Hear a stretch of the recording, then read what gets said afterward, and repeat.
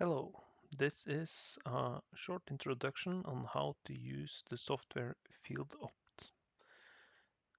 I have already made a video for how to install FieldOpt, so if you haven't installed the software, you should probably confer to that video first. So we assume now that you have installed FieldOpt on your computer. So if I open a terminal window and I write FieldOpt, I'm getting basically the help commands for this software. I installed the software under subdirectory lib for libraries and then FieldOpt. And inside here, you will see that you have a folder called examples.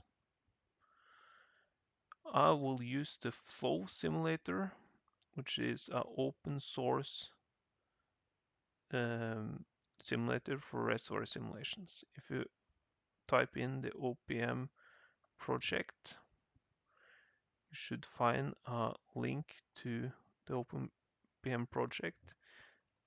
And this project is, among else, developing this simulator called Flow, which is a full implicit black oil simulator, which runs on what's said here, industry standard simulation model, which means that the input to Flow is the same as the input to the Eclipse software from Schlumberger.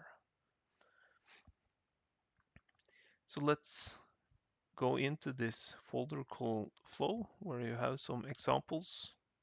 Or actually, before we're going in there, you will see here that you have a README file, which is telling you how to basically run those examples here.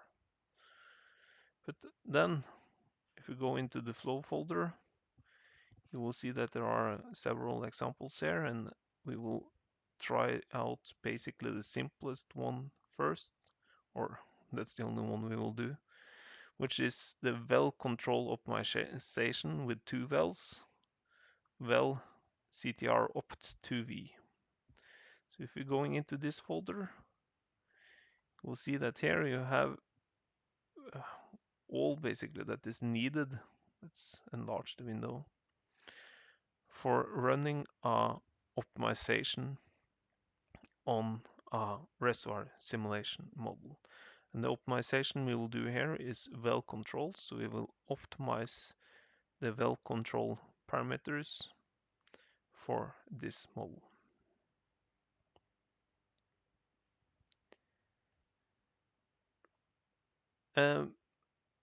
What we start with here is then run or doing the help for the FieldOpt software. So if you write FieldOpt dash help, actually you didn't need to write dash help either. It will give you the help anyway. Then you're getting the input parameters for this software. So the first line here basically gives us the usage. You have to have the FieldOpt software, which in our case is just FieldOpt. And then you should have an input file.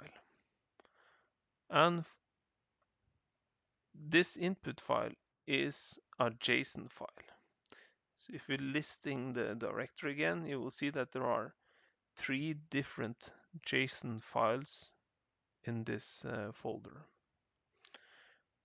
One is called CS, which stands for Compass Search.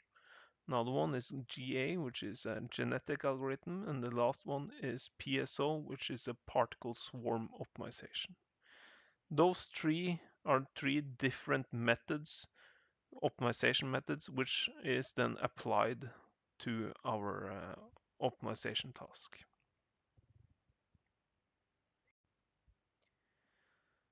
You also have a shell script here called run example. So if we're If you're typing more, you will see it will just print the screen. If it is a ASCII file, what's inside this file. So if you write more and then run example.sh, you will see what's inside this file. And this file is a file to run the different optimization routines. You have this declare here, which is the different methods you can run. So if you basically want to run one of those cases, you write bash and then this run example.sh, and then either 1, 2, or 3. 1 will run the compass search, 2 will run the PSO, and 3 will run the genetic algorithm. And this one basically, sets up everything for you. So then it will more or less run automatically. So if we're, as I said, write bash and then run example and then 1 or 2 or 3, it will run the example.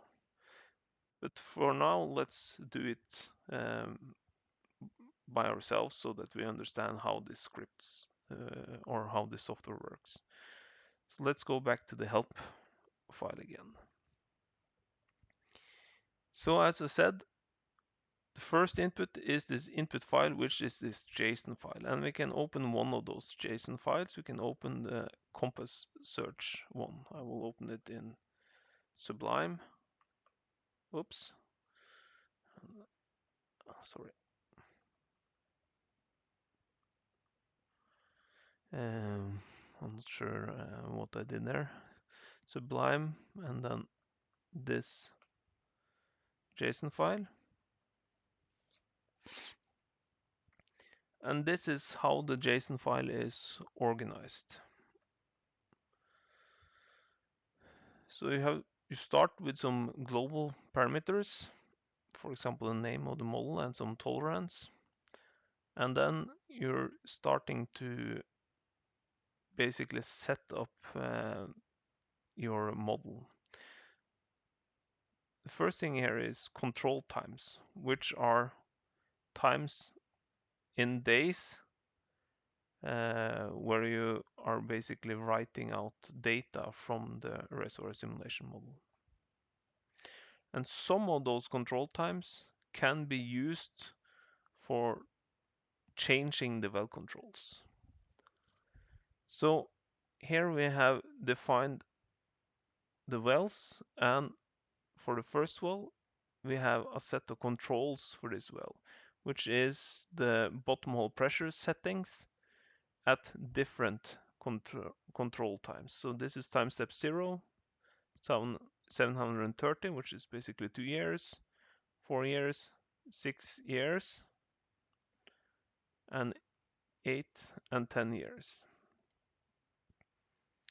Then it's how this well is defined. Well, it is a well in group G1 and it's called injector 1. So it should then have a bottom hole pressure which is significantly higher than the pressure in the reservoir. And the well starts at those coordinates and ends at those coordinates. Or, well, this is not the whole well, this is the well which is in the reservoir model and where it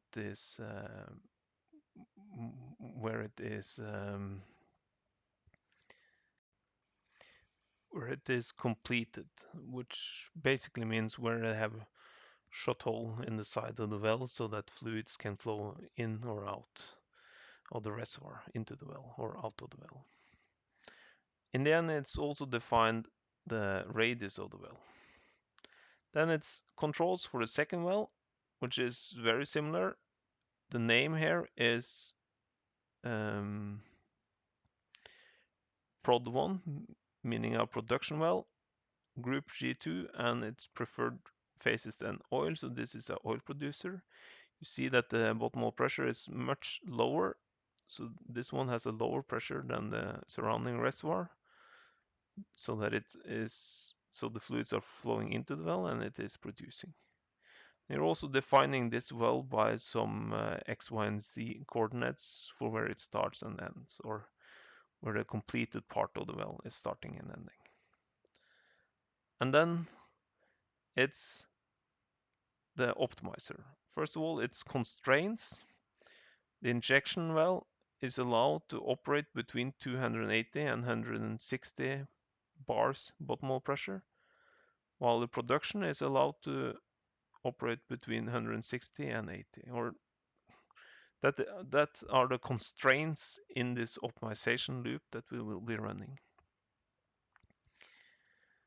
The optimization here is what the objective function is, NPV calculation, where we have income for the oil with a discount factor of 8%. Then we have a cost for water handling, which means water production needs to be handled on the top side of the platform or onshore. And this has a cost to it. And also injecting water has a cost to it, which is then smaller than the handling cost. And then it's the parameters for the optimization routine. In this case, we have set the optimization routine to be a compass search, and those are the parameters. So if you search for compass search, you might not find it because it's usually called pattern search. So if we instead search for pattern search, then you will find this Wikipedia page, for example, which describes a pattern search. And it's a very simple method. That's why we're starting with this one. You're basically starting in a point and you're going in all directions where you have three variables with a given step size. And you're checking if some of them have, well, a higher objective function in our case. If they do, then you're moving to that point. If none of them have a higher objective function, then you're decreasing your step size length. And in our case, we see that we're starting with initial step length on 30, which is then bars for all the different controls for the two different wells that we are looking at. We saw that we had 5 for each, or 6, because we also had a 0 year.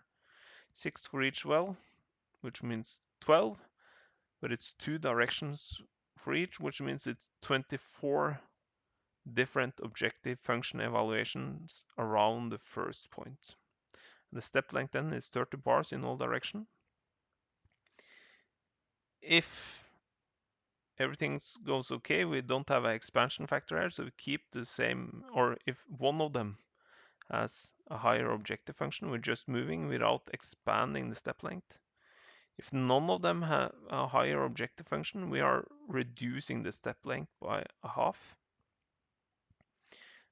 And this process is going on until you don't find any lower objective function evaluation around the step where we are, and where the step length has been reduced to the minimum step length, which in our case has been set to 5.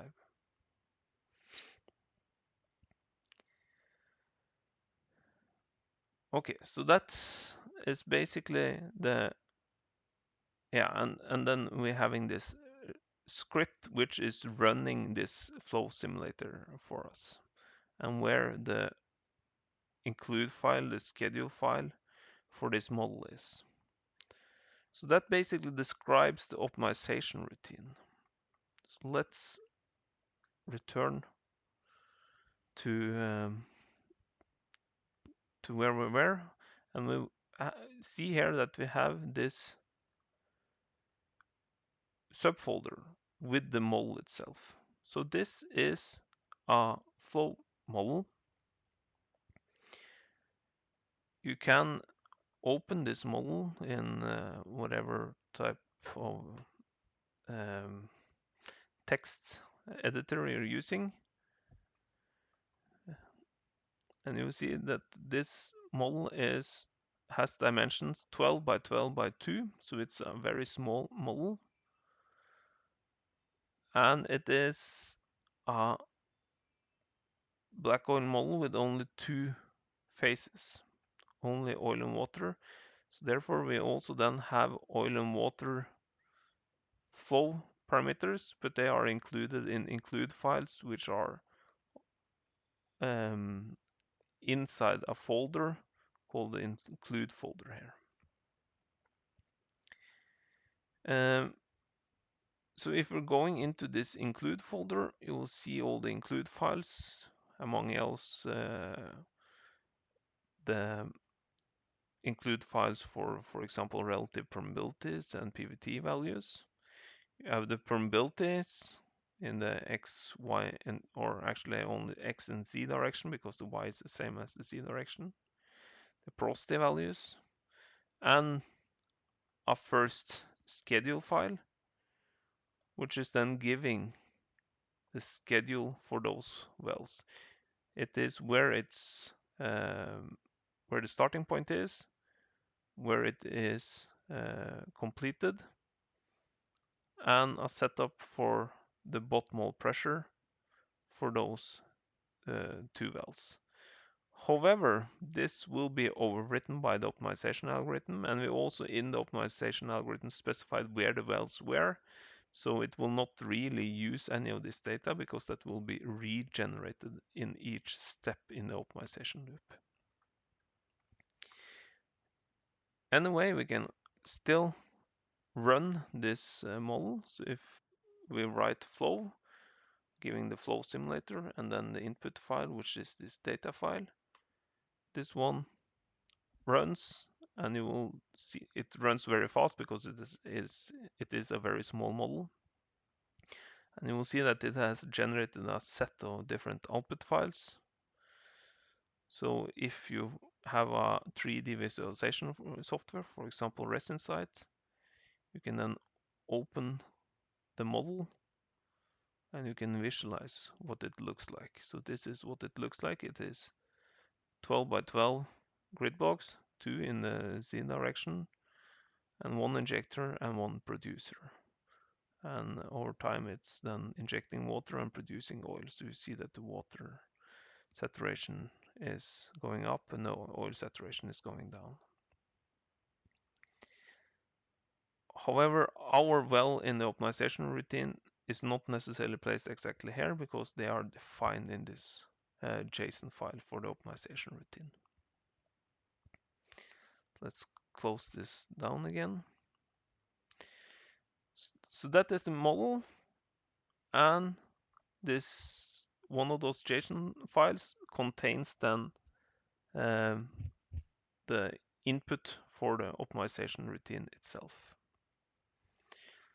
So let's try to run this again, and let's just start by getting the help menu. So you see that we start by writing FieldOpt, and then it's the input file. And in our case, if you take double tab, you will see what's inside the folder. In our case, the input file was this CS compass search JSON file, which we have already looked at.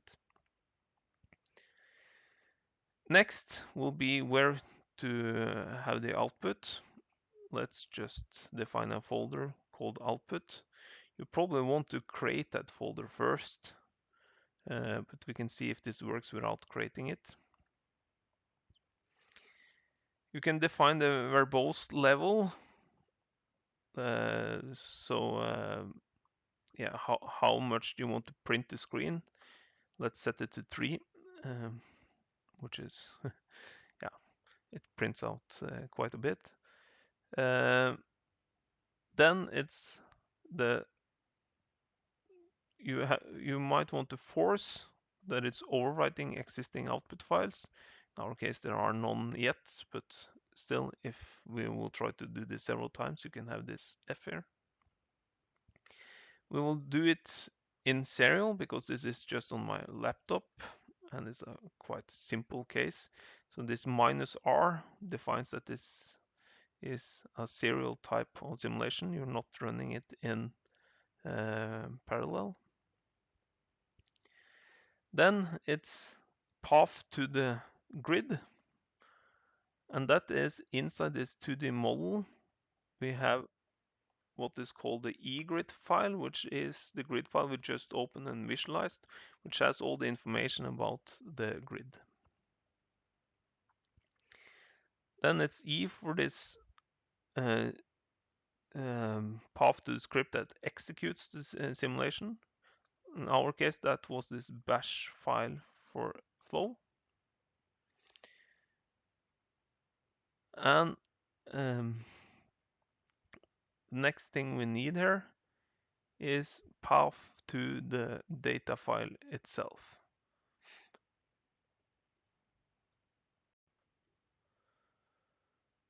So you will see that this is this S down here. So if we're writing S and then path to the data file, then we have that one too. And this should be all that is needed to run this. So let's see if it runs without having created this output folder. I actually doubt it does. No. So we need to first create the output folder, make dir, mkdir output, creates the output folder. So now we also have the output folder here.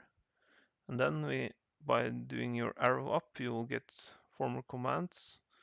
So then 2 times up, you will get what we just wrote, and then we can try to run it. And it starts. And what it's doing here is basically we're getting a new line for each time it's running our model. But instead of looking at that, let's go into this output folder. You will see that it has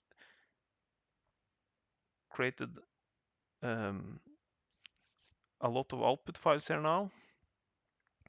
First, we have a file called log cases, which is a comma-separated value file, which is listing all the cases that has been run and also the objective function evaluation for all those and a unique identification number for all the runs. We also have one which is log extended that has a lot of information in it, so I won't show that, but we have this log optimization, which is basically one line for each step in the optimization run. Since I enlarge my screen maybe a bit too much, we're not getting everything in one line. Now we get it. I hope you still see it in the poor YouTube quality. But here you see the iteration number. You see the first iteration, that was 24 total number of objective evaluations, which are 24 different directions it has to evaluate the objective function. And you see how the objective function basically increases over time with this algorithm. You could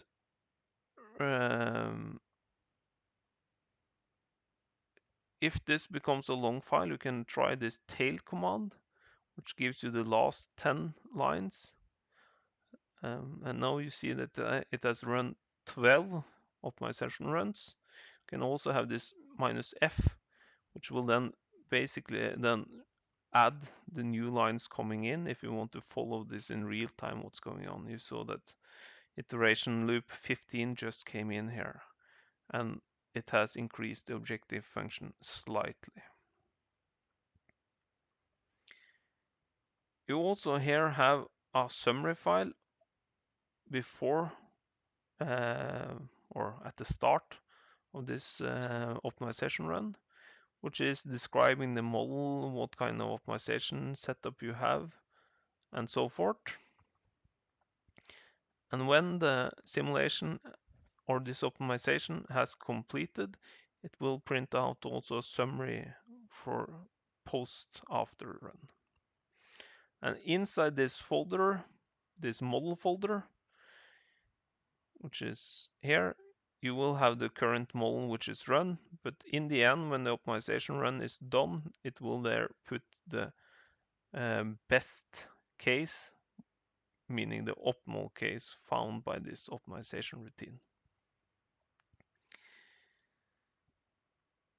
So if we're going back here, we see that it's still running, but hopefully it won't be that many more cases, because this should be a fairly small and fairly easy optimization routine to run.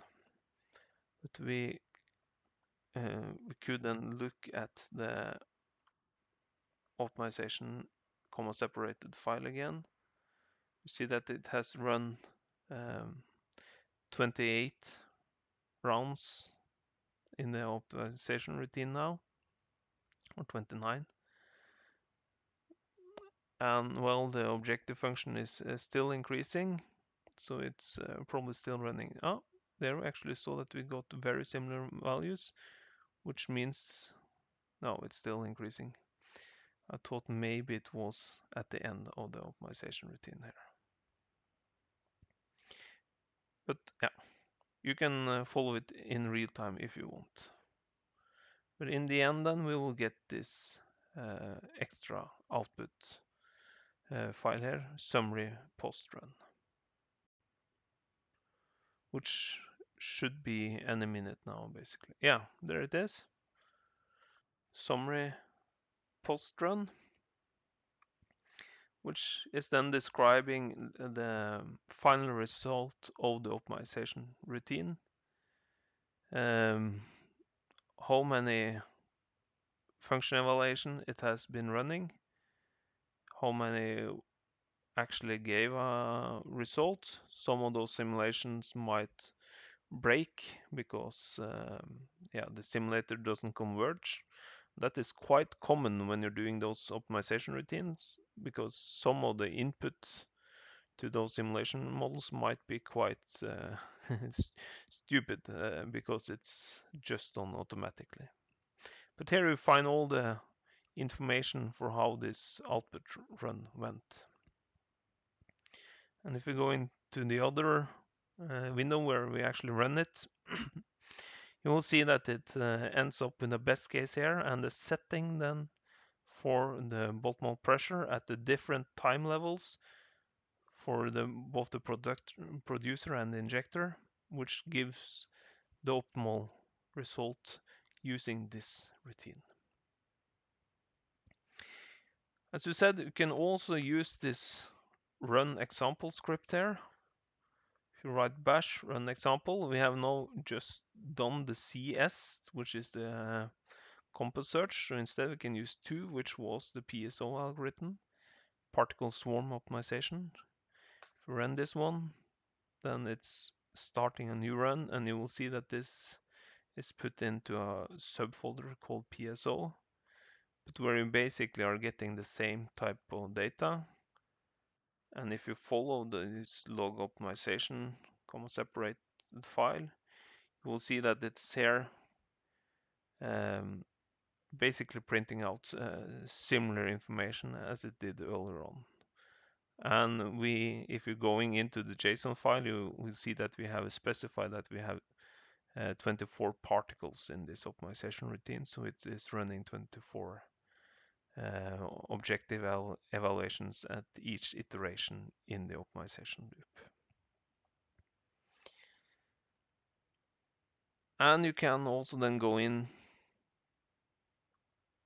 when your optimization have been completed to go into this model folder and then look at the optimal case that you have produced by the optimization routine. So if we use ResInsight again, we can actually look at the optimal. And remember that the wells were defined in this JSON file, and you will see that they are placed differently than the wells we had in this original model. And if we run the simulation here, you will see how how the water is injected and the water is produced. And this has been optimized on that you're getting money for producing oil, but you have to pay for injecting water and for producing water. So you basically want to balance your water injection so that you're getting a highest possible NPV. So this was all. I hope you're able to set up your optimization runs yourself, and good luck.